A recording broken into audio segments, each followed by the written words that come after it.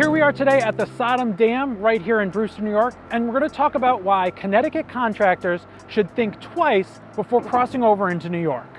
It's easy enough to think you can just cross over the state line without any headaches or additional problems. That's just not the case if you're working in another state trying to come into New York. My name is Rob McCarthy. I'm a contractor's insurance broker with GRVM, and today I'm going to explain concerns and problems that may arise as you try and bring your business here into New York. Now, the first of several reasons regarding your concerns or potential issues coming into New York has to do with insurance. That all stems from two words: action over.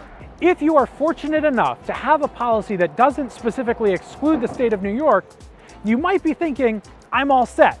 But unfortunately, you need to just pump the brakes for a quick second.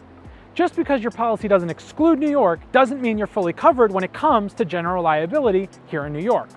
Going back to action over, your policy, while it might extend coverage to New York, it might have an action over or injury to employee exclusion, which could still be a huge coverage gap as you come on over into New York State. You have to think about workers' comp. Kind of the same thing as general liability. Here in New York, we like to make it difficult. So your Connecticut workers' comp policy probably excludes coverage in New York. With workers' comp, it's really easy and simple to figure out if you have coverage in New York. All you need to do is dig out your workers' comp policy. Yeah, that thing that's probably in the bottom drawer somewhere, find it. There's a page labeled Information Page. On that page, there's a section labeled 3A. If you have coverage in the state of New York, it's going to be listed right there in section 3A. If it does not say New York, you are not covered in New York. I know some people will try and tell you that you're good. If it doesn't say New York there, you're not good.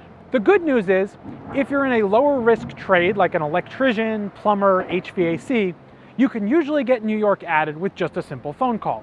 However, if you're in one of the higher risk trades, think exterior of the building, roofing, siding, carpentry, ironwork, etc., it's not going to be so simple.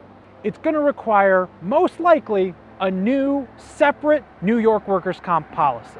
While getting a separate workers' comp policy for the state of New York sounds like a big deal, it's really not. The third and final concern when it comes to moving your business to the state of New York is licensing. Unlike most states, the state of New York requires all contractors to be licensed.